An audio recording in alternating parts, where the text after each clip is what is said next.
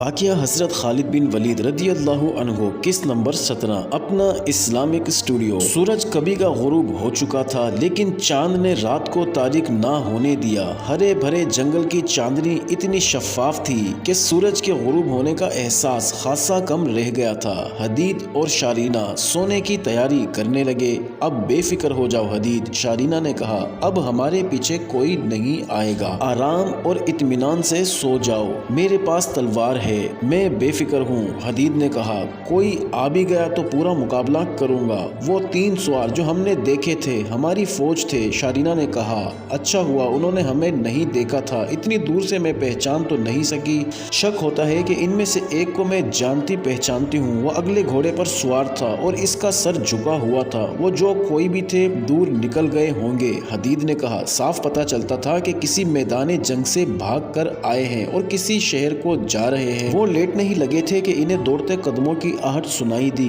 دونوں نے چونک کر اس طرف دیکھا، وہاں ایک رومی سپاہی کھڑا تھا۔ کیا تم دوڑتے آئے تھے؟ شارینہ نے اس سے پوچھا کہ کہاں سے آئے ہو، کہاں جا رہے ہو؟ بھوکا ہوں، رومی سپاہی نے بھکاریوں کی طرح کہا، مسلمانوں نے ہماری فوج کو بہت نقصان پہنچایا ہے، باقی جو لوگ بچ گئے وہ ایسے پسپا ہوئے کہ بکھر کر ادھر ادھر بھاگ نکلے۔ مسلمان بڑی ظالم قوم ہے، ہمیں بتایا گیا تھا کہ یہ عرب کے بدو ہیں جو صرف لوٹ مار کرنا جانتے ہیں، ان سے ڈرنے کی کوئی وجہ نہیں، لیکن وہ تھوڑے سے مسلمان جب ہمارے مقابلے میں آئے تو ہمیں شک ہونے لگا کہ یہ انسان نہیں جنات ہیں۔ ہماری اتنی بڑی فوج کو انہوں نے خون میں نہلا دیا۔ میں آگے جا رہا تھا، آپ کو دیکھا تو آپ کے پاس چلا آیا، کچھ کھانے کو دے دیں ورنہ بھوک سے مر جاؤں گا۔ میدان جنگ سے بھاگنے والے بزدلوں کو بھوکا ہی مرنا چاہیے، شارینہ نے کہا، وہیں بیٹھ جاؤ، میں کھانے کو تمہیں کچھ دیتی ہوں۔ حدید نے کھانے کی 1-2 چیزیں نکالی اور اٹھ کر اس رومی سپاہی کو دے دی۔ وہ وہیں بیٹھ گیا تھا، وہ بے تابی اور بے صبری سے کھانے لگا۔ یہی مت بیٹھے رہو، شارینہ نے کہا، یہاں سے چلے جاؤ اور کہیں جا کر کھانا۔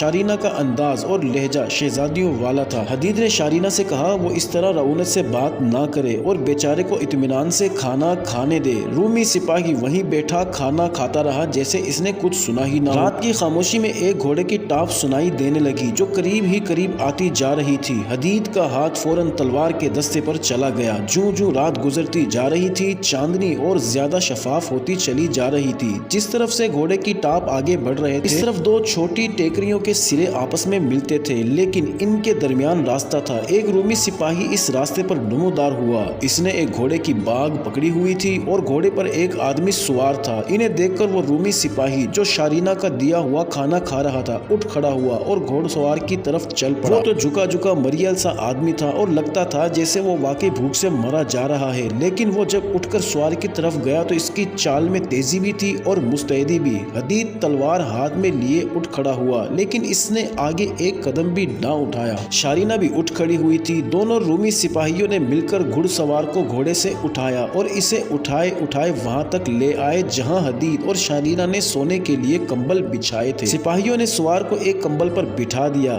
میں یقیناً خواب نہیں دیکھ رہا شارینہ، سوار نے کہا، میں جو کچھ دیکھ رہا ہوں یہ حقیقت ہے۔ حیران اس لیے ہو رہا ہوں کہ ہماری ملاقات کہاں آ کر ہوئی ہے، تم نے مجھے نہیں دیکھا تھا، میں نے تمہیں دیکھ لیا تھا۔ ہاں کیلاش، شارینہ نے کہا، تو اس سے زیادہ حیران ہونا چاہیے جتنا ہو رہے ہو، میں نے ایسی توقع خواہش دل میں رکھی ہی نہیں تھی کہ تم مجھے راستے میں مل جاؤ گے۔ کیا تم زخمی ہو؟ ہاں شارینہ، اس نے جواب دیا، دونوں ٹانگیں بری طرح زخمی ہیں، شاید ایک ٹانگ کی ہڈی بھی مجروح ہو گئی ہے۔ تم یہاں کیسے آ پہنچی ہو اور یہ کون ہے؟ تم یقین نہیں کرو گے، شارینہ نے کہا، میں کہوں کہ میں تمہاری تلاش میں نکلی ہوں اور تمہارے پیچھے ٹھوکریں کھاتی ہوں تو تم نہیں مانو گے۔ میں نہیں مانوں گا، اس زخمی نے کہا، اگر تمہارے ساتھ 3-4 یا 1-2 ہی صحیح رومی سپاہی ہوتے تو میں مان لیتا، لیکن تمہارا یہ ساتھی رومی نہیں، یہ عربی معلوم ہوتا ہے اور یہ تمہارا محافظ لگتا ہی نہیں۔ میں تمہارے خلاف کچھ بھی نہیں کر سکتا، مجھ سے تو پاؤں پر کھڑا نہیں ہوا جا رہا۔ تم سچ بولو گی تو میں تمہارا راستہ نہیں روکوں گا اور نہ مجھ میں ہمت ہے، بہتر ہے سچ بول دو۔ یہ زخمی خوبرو اور جوان سال آدمی تھا، رومی فوج میں افسر بااثر عہدے پر تھا اور شاہی خاندان سے تعلق رکھتا تھا۔ اس کا نام کیلاش تھا۔ وہ ایک چھاپا مار گروہ کا کمانڈر تھا، بہت ہی دلیر اور اپنی جان پر کھیل جانے کے لیے ہر وقت تیار۔ اس کے شب خون ہرقل کی فوج میں بہت ہی مشہور تھے۔ وہ چیتے کی طرح اپنے شکار پر جھپٹتا تھا اور بیشتر اس کے کہ اس کا شکار ذرا سنبھل لے وہ اپنا کام کر کے غائب ہو جاتا تھا۔ شارینہ کو یہ خوب روح چھاپا مار لڑکپن سے ہی اچھا لگتا تھا اور اس نے کیلاش کو اپنا آئیڈیل بنا لیا تھا کیونکہ وہ شاہی خاندان سے تعلق رکھتا تھا، اس لیے شارینہ سے ملنے میں اسے کوئی دشواری نہیں ہوتی تھی۔ شارینہ نوجوانی میں داخل ہوئی تو لڑکپن کی پسندیدگی والہانہ محبت میں بدل گئی۔ کیلاش اسے ویسی ہی محبت سمجھتا تھا جیسے اکثر نوجوان لڑکوں اور لڑکیوں میں ہو جایا کرتی ہے، لیکن شارینہ کا یہ جذباتی معاملہ اس کی فطرت کا پابند تھا۔ اس نے حدید کو اپنے متعلق سنایا تھا کہ اس کی فطرت میں عسکری جذبہ غالب حیثیت رکھتا ہے۔ اس نے اپنی فطرت کا جو نقشہ حدید کو دکھایا تھا وہ کیلاش کو بھی دکھایا، لیکن کیلاش اس محبت کو صرف جذباتی رنگ دیتا تھا اور اس کی تان اس پر ٹوٹی تھی کہ وہ شارینہ کے ساتھ شادی کرے گا۔